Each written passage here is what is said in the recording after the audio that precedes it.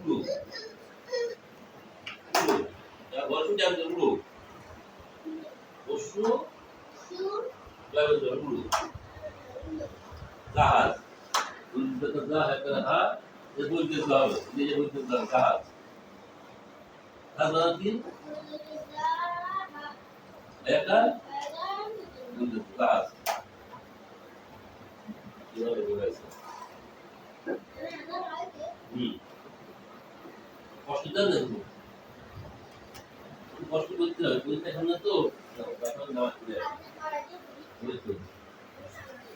প্রথম সাময়িক না সাময়িক